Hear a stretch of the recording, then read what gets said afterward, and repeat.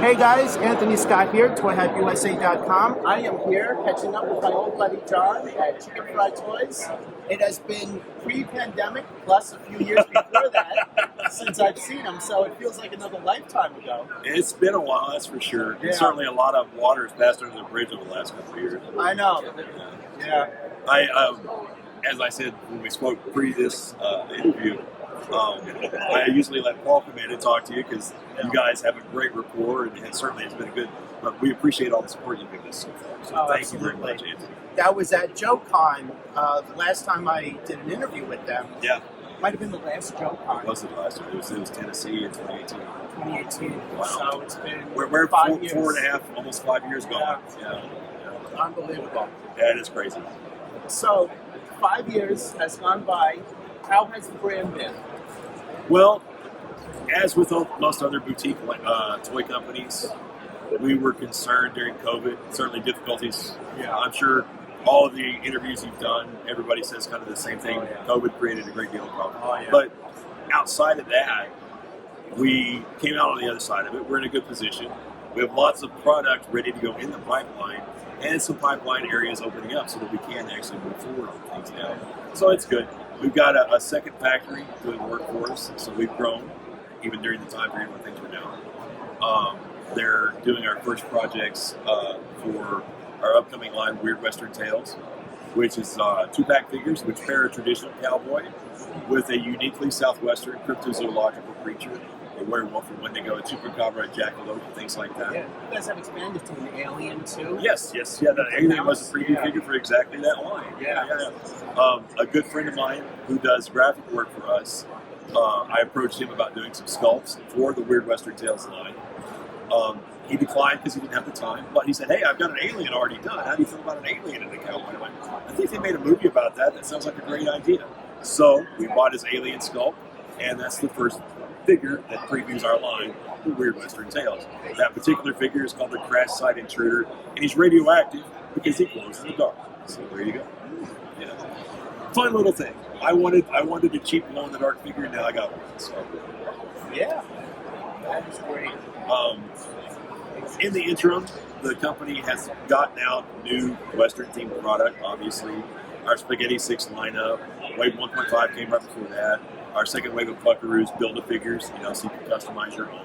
Hey, Red Dead Redemption people, you can customize your own cowboys out of our stuff.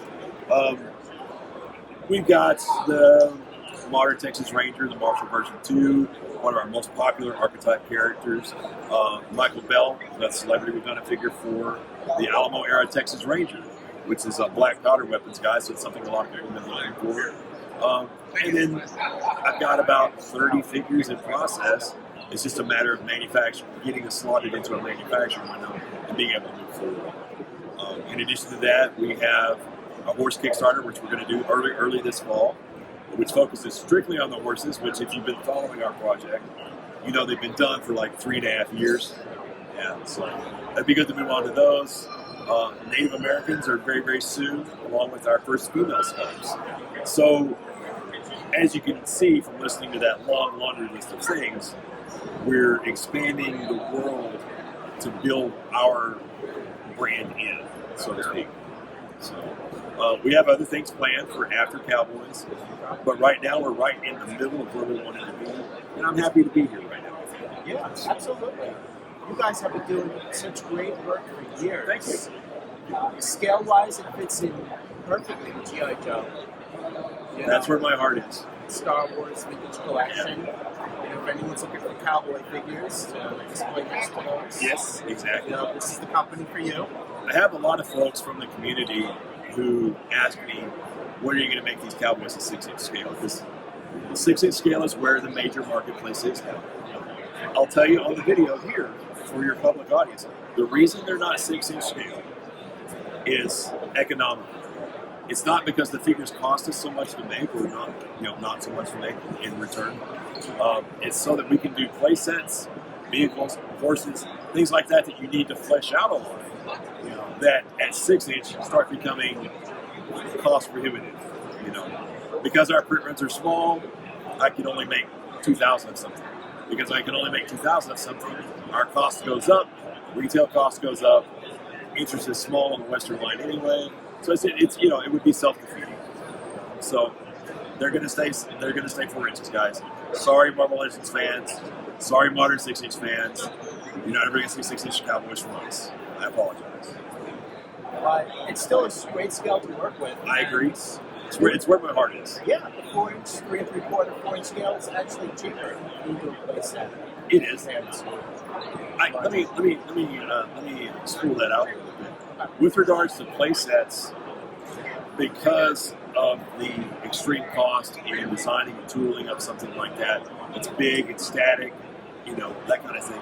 What we're going to do to start off with here is create, if you're familiar with the company Extreme Sets, they do a very nice job with pressboard and cardboard that's photorealistic on both sides to create diorama pieces. And we're going to follow suit. We're going to do something very similar with our line so that we can create buildings and banks and sheriff's offices and everything else that we want to see at an affordable price for our buying public. We'll also look at bundling some things in with it, you know, maybe some accessories or something that are exclusive diorama accessories, maybe even a pack-in figure if things go well. You know, maybe re-release the bartender with a saloon. That'd be a great idea because he's sold out. So, you know, so all of the desires that our buying public has, we want to address because we want to see them ourselves. So there will be a place for all of these things in the line as it goes. So, you know, I think it's great. I don't know if you think it's great. I think it's great. I think it's great. Yeah, who else does stuff like this? Very few people. Very few people. We've been fortunate to work with great companies like French Monkey Fiction, my friend Bill Murphy, and collaborate on some projects with them. Obviously, this is going to segue into what we talked about earlier. Right. They're the trademark holders for Cops Crooks. And I've been after Bill for about a year to let us take a crack at it. So, as we announced at Joe Fest this year, we're going to be making a 4-inch scale line of Cops and Crooks figures. Do you have questions about that in particular, Anthony? Oh my God, where do I begin? Please. So tell us about the line. This is the cardboard that's going to be kind of like the backing. That is the backer for Marshall Sundown, my first guy. So what we're doing with Cops and Crooks is we're going to take a look at the vintage line, which I have a full collection of, so I'm well versed in it. Yeah. You have the vehicles too? Yes. The ATAC is super cool. Yeah. So with regards to the Cops stuff, what we're going to do is we're going to take a look at the original designs and we're going to add our own spin and flair to it. An example is something that I told you about privately a while ago. Bowser and Blitz. You get Bowser and Blitz with a canine, right? Robot canine. We're going to do something a little different with the canine. Instead of being a robot Doberman or a robot German Shepherd, it's going to be a robot Corgi. That's right. I said a robot Corgi. And trademark copyright, you owe me 25 cents anytime you say it. We're naming it a Cyborgy with an I. So there you go. I think it's funny. So with the line, what we're going to do is we're going to look at design elements that those guys had. Obviously, naming is something we're going to have to consider because a lot of those names are already copyrighted with somebody else. So we're not going to step on any toes there. Marshall Sundown will be the premier figure for the lineup. We were able to build him out of some of our pre-existing tooling with some new parts. His tooling is almost complete now. So we're going to put that up for pre-order this fall with an eye toward delivery at the end of Q1 in 2024. So 6 months from now, you should be able to buy this figure from us. The line itself, we're actually going to start work on the first 6 figures in the fall. Serious work on it. We're going to have one basic body, lots of secondaries, so different body parts, different pieces to go with it to create 6 different characters. We're going to release them in terms of production, 2 figures at a time. It'll be a good guy and a bad guy, a good guy and a driver, a bad guy and a driver. And that's our first 6. So you get a nice selection of character archetypes from the original lineup that we're going to release at retail. And we're going to do that so that we don't overextend ourselves in terms of budget for the line until it kind of proves itself in the marketplace. Now, all of my indicators make me have real confidence in this. We're getting, 20 times the engagement through social and other media that we were getting for our regular Western line. So there is a market for it, and we're happy to be able to do this. Also, it'll be a nice feather in our cap to get another licensed IP under our belt and complete. So it's good for everybody concerned. Fresh Monkey Fiction has been a great partner on things we've done in the past. We produced the Eagle Force Wild Bill figure for him because he didn't have the tooling to do the cowboy parts. We've worked on a couple of other small things. That figure's right there. Yes, it is. Oh, actually, it's right back here. Stretch reach. So here's your Eagle Force Wild Bill. If you're looking to complete your Eagle Force lineup, this is our card back. Bill will have a limited number of his card backs on his site. Go to Fresh Monkey Fiction and check them out, or Chicken Fried Toys to check them out from us. And as I said, this is our first venture together, but not our last. So with regards to the Cops line, we expect once we start moving on it, we're going to go fairly quickly. It's one of the projects that will be at our second factory, who is doing great work on a couple of projects we have coming up. The Marshall Sundown tooling, as I said, is almost complete. It looks fantastic so far. They're doing our first Weird Western Tales 2-pack, the thing I mentioned a while ago, which is Cowboy Kringle, last was the Krampus. Santa Claus and Krampus. What more do you want in a 2-pack? Yeah. That should be available for purchase by Christmas this year.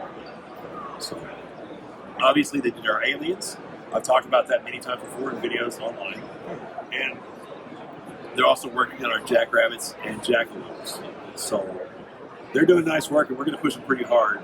We're also continuing to get product from our first factory, and we're looking at moving to a third one so that we don't overwhelm anybody with our plans. Like I said, we've got a lot of product in the pipeline just waiting for production room to slot it in. So everything you want to see is coming sooner or later. That's great. Yeah. So any other questions in particular about Cops? Yeah, you have 2 characters coming this year. Are you planning to do all the villains? I intend, as far as the Cops assortments go, yeah, I intend to revisit every character from the original lineup. Okay. For sure. You gotta have that big boss. Exactly. Look like big boss is one of the challenges. How do we make that tooling for such a big character and find a second and third use for it? I figured something out, and I'm going to get that under my hat for now. Okay. But don't you worry, there will be a big boss. Yeah. And I'm going to see if I can't get him that back metal hand too.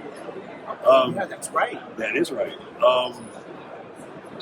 In addition to the characters from the original toy lineup, we want to visit some of the characters from the animation that they get made, some of the female characters and things like that, right, or a version of them for our lineup. My sculptor, Kaylin, and I are huge fans of science fiction futurists, Sydney, and a few other guys in that same field now today. And we want to look at what they've done and use that to influence our designs on the characters themselves. So you're going to see Cops as you know it, but there'll be some updates and some tweaks and some personal touches, like my good friend Cyborgy. Yeah. So,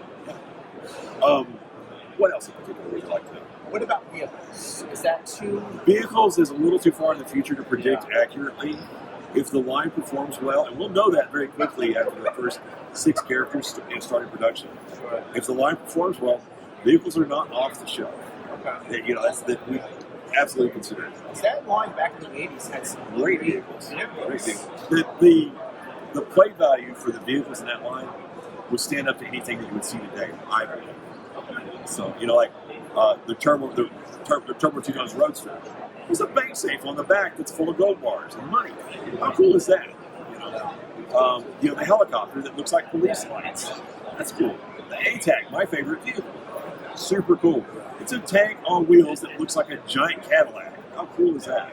So, I think that nothing is off the table with regards to the Cops line at this point.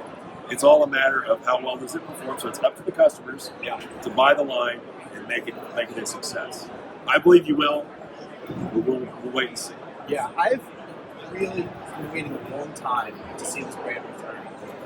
I've been waiting to see it at 4-inch scale because, like most other kids from the 80s, I always wanted Cops to go with my G.I. Joes. It was 82 to 94 G.I. Joe line.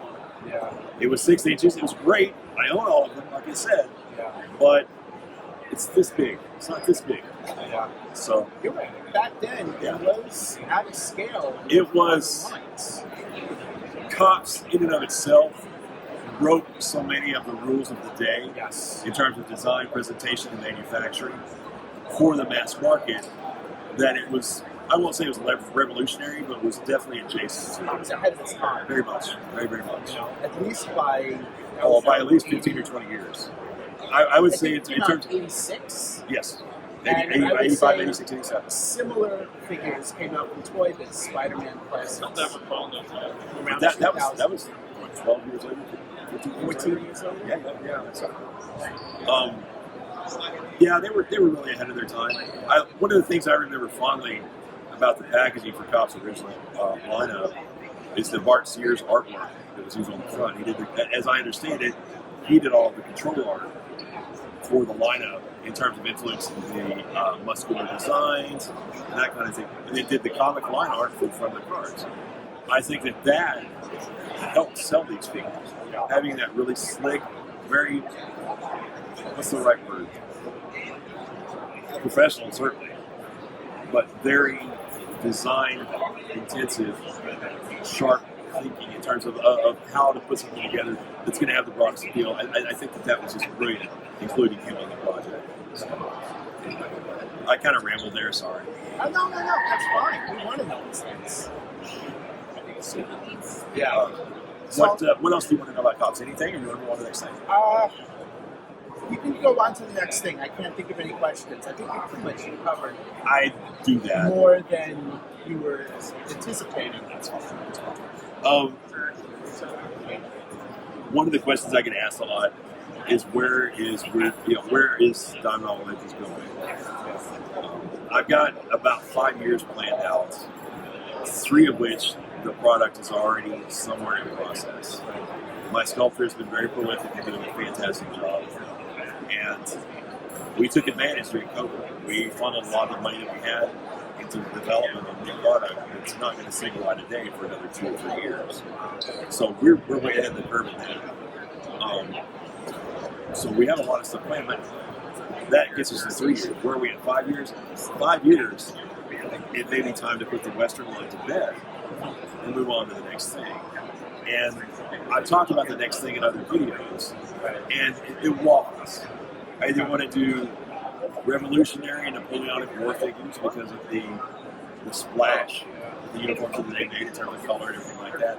But more likely, it's going to be our Vikings. We want to do Vikings. We want to do them in 4-inch scale. We want to do some really good hyper detailed stuff. Lots of weapons, lots of blood, lots of gore, all the stuff you want to see in a line of that nature. But as I said, that's several years down the road. But that's where our plan is headed. Okay. So it's not going to be anything licensed, right? Like the Vikings. No. It will be like series. It will be your own thing. It will be what we're doing now, which are archetypes. They may have influences from TV shows and movies in terms of costume design or something. Right. But overall, it's our own thing. We want to keep it our own thing. Now, that's not to say we're not pursuing licenses. We are.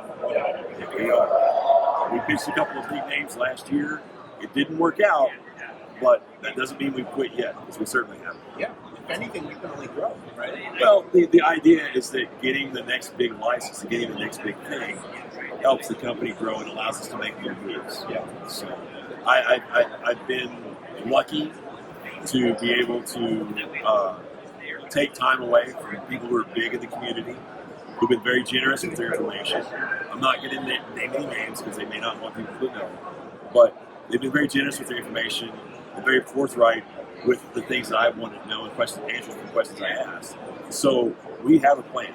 We have a very detailed plan about what we want to do with licensing. And it's just getting that first big thing that the public at large is going to recognize.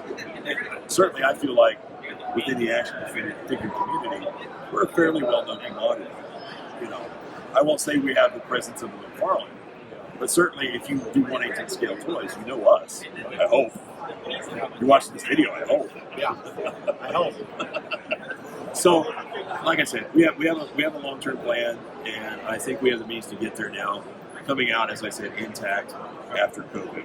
You know, a lot of companies did, and go with God. I hope you do well in the next thing. So next, I want to do a quick look at the booth. Oh, sure, yeah. Okay. I mean, if you want to look at the janky back table. All right, guys, we're back. We're gonna take a look at the booth, starting with this alien guy that we mentioned earlier on in the video. Yep. As I said, the Alien is the premier figure for our two-pack line of Weird Western Tales. We had the opportunity to tool that up ahead of time, and I wanted to do something glow-in-the-dark and fun, so that is why you have what you have. Something that was very reminiscent of spinner rack toys that you would see in the 70s and 80s at a grocery store or something when you were a little kid for 99 cents. So that's what we did that guy that way, and as I said, he does glow-in-the-dark. You'll see that tooling again in a couple of two-packs that are coming up, and at least one more single-figure purchase.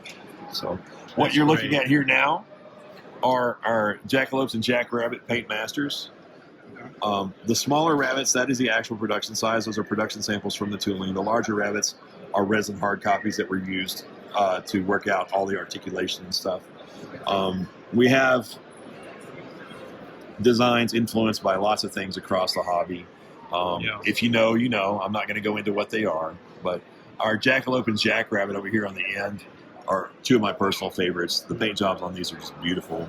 I think they will be very fun little figures. And what we're going to do with these is try to foster a little bit of an interactive community within our customer base. All 7 figures will be available to purchase from us blind bagged. Now, blind bag is a boogeyman in the action figure industry because most people are like, oh my God, there's a short pack figure and I'm not going to get it. Well, you know what? No short pack figure. What you're going to be able to do is buy a figure from us by itself. You order one, you get the bag that's next in line on the cartons on the floor or on the shoe boxes on the shelf. So if you buy 7, you're going to get everybody. And the reason I'm doing that is because I want to foster a community of fans who interact with one another as much as they interact with us to complete this collection by swapping around if you get duplicates. So we've got a great fan base. We've got a fan base that really loves what we're doing, and I would like to connect some of these guys with each other. So that's our effort to help in that regard. Okay. So, this is our first Weird Western Tales 2-pack. This is Cowboy Kringle, last was the Krampus. This is actually slated to be ready by Christmas this year. Yes, we mentioned that in the video. Yes. So this, as soon as the tooling is finalized on this, and this is tooling samples that you're seeing, so you can see they're very, very far along. Once the tooling is finalized on these figures, we'll go ahead and move into production and put these up for pre-order on our site. Now, we thought my business partner, Paul, his young son, Cooper, came up with the idea for this 2-pack. He took it upon himself to do some designs. I got them, tweaked them, and Cooper gets full credit for the idea on this deal. So Cool. The figure you see behind is the test shot for Marshall Sundown from the Cops. It's a first generation test shot, so it's a little not great. It needs a little work. It's not quite as refined as it needs to be, but I knew everybody would want to see it, so it's out here today for you to look at. You can see that it's in process. So there you go. I'm really happy with it. It just needs a little more work. What about this hat? Well, you know, Anthony, you're the first person to notice that, and it's been out here all day. Actually, I didn't notice it until you mentioned it before we started doing the interview. Well, as you know... Wish I could take credit. As you know, we recently completed a couple of more modern figures. Okay. Obviously, Eagle Force Wild Bill uses this hat. And then our modern Texas Ranger uses a hat. It's a traditional modern straw hat. It's nothing fancy. Right. But there's nothing like it in the 12-inch community that you can go buy right now. Right. So we're going to take our designs where we can, scale them up, and make them available in tooling for the 12-inch community to have some stuff. So it's just kind of a throwback to things that Paul and I grew up with. We grew up with G.I. Joe and Johnny West. And, you know, that line had, all those lines had their time. And, you know, collecting has moved on. But it would be nice for the guys that still buy it to be able to get some modern Western and some vintage Western accessories without having to buy an entire figure and cannibalize it. So and it's just a little fun, a little way to monetize what we're doing. And what are all the figures down here? Well, there's a lot. Yeah. If you want to start here in the front, these first 2 rows right here on the red stands, these are the first 2 waves of what we're calling the Headshot Horde. Okay. The Headshot Horde, the first 12, are created from people from our last Kickstarter who pledged to have their portraits sculpted and eventually put on a figure. Okay. So these 2 rows are those guys on the figures, as you see here. Now, none of these are in the right colors or anything like that. Obviously, they're test shots. Right. So they don't properly demonstrate exactly what the figures look like. But you can see photo renders of these guys in the correct colors on our Facebook page at Chicken Fried Toys Dime Novel Legends. So these guys will be the next things we get into production. Okay. If you look over here to the right, you'll see our Cavalry Kickstarter items that we've been waiting on for so long from the first factory. Right. Of course, COVID caused a lot of problems, and certainly a lot of problems downstream, and this was affected by it the most. These are production samples, so you can see the colors and stuff like that are all right on everybody, but some of the guys don't have their eyes finished yet and things like that. But as you can see, we've got these just about tied up finally, so look for them in the next 60 days or so to be shipping from the factory and us to be getting ready to do fulfillment on that. So coming very shortly, finally, guys. Sorry for the wait. All right, then you got all the figures in the back. Just Oh, yeah. a lot of various. Well, if you look here on this side here next to the cards, you'll see the two figures in the very back. That's our first two celebrity figures. That's Keone Young and W.O. Brown. Okay. Those are available at retail right now. The figure in front of it with the kepi hat and the white shirt, Okay. that is legendary G.I. Joe designer Ron Rudat. Ron's a buddy, Right. and we wanted to take the opportunity and give him a little honorific and put him on one of our figures. He wholeheartedly agreed. He loves the idea, and that is the test shot for his figure. That's what it's going to look like. Of course, it'll be painted up in military colors and things like that, but that is the figure build. Very cool. Yeah. And then we just have it. We don't have to go over every single Sure. one. Oh, no, that's fine. If you look at the three in the back on the cards, you'll see the Modern Texas Ranger, Air Force Wild Bill, and Marshall version 2. Those are available on our website now. Those are just in about 40 days ago, and we've been filling orders for those like crazy. Wow. Yeah, it's just a lot to look at here. Oh, it's a lot to take in because we've gotten so much product in the last 100 days. So down here on the end are our two newest arrivals. You'll see the card backs here. That's Michael Bell as the first sergeant and the Alamo Texas Ranger. Alamo Texas Rangers had a lot of interest. This is the first show I've shown Michael Bell's figure at. Okay. Michael's another one of our celebrities that we did along with Keone and Earl, and the third figure to get completed. So that will be available very soon. So you'll be able to buy that. And then if you look in the back of the case here, you'll see some of our buckaroos and then some of the test shots for characters from Weird Western Tales. I won't get into that too much yet, but just know that they've made it to the test shot phases, and we're working through them right now to try to get them slotted in the production window. Okay. All right, here's a look. I really like the guy in the barrel. I think barrel that's cool. guy is like my graphics guy. His name's Andrew Gaska. Okay. And we've been friends for a really long time from the G.I. Joe community. He helps me put the composites and the cards together, all that kind of, all the art stuff I can't do in Photoshop. So Drew was a good sport. He agreed to let me put him in his long handle underwear and stick him in a barrel. Oh God. So yeah. So that's what he's doing there. And it doesn't show in that picture, but let's say the breeze is backdooring him inside that barrel. Oh, the flap is down on his underwear. Yeah. Like I said, he's a good sport about it, and is wholeheartedly behind the figure. It's good. Yeah. That's good. So here's a quick look at everything else. There's just a lot of figures to choose from. A lot. So what you're looking at here are our buckaroos. This is buckaroos 6 through 10, along with the Boot Hill Luke 6 through 10, and our bag of heads. And these are some of the figures that you can build out of our customizer-friendly lineup. Directly behind them are what I'm calling the Spaghetti 6 on the card there. And these guys are all costumes and stuff that you see influenced by different movies and westerns that we all grew up watching. They're available on the site now. You can get them at BigBadToyStore.com under the in-stock tab at any time, and we're shipping those as we speak. That's great. Here's a closer look at the first 6 for you guys. I really like this guy in the white. Everybody loves that dude in the all white. I don't know why, but they surely do. I don't know what it is. Our line, all black figures and all white figures are the best sellers. I don't know what it is. I don't know. Maybe because you don't see too many like that. Not much. You know, not much. Like 1982, Snake Eyes was Hasbro's best-selling figure. All black, yeah. Yep.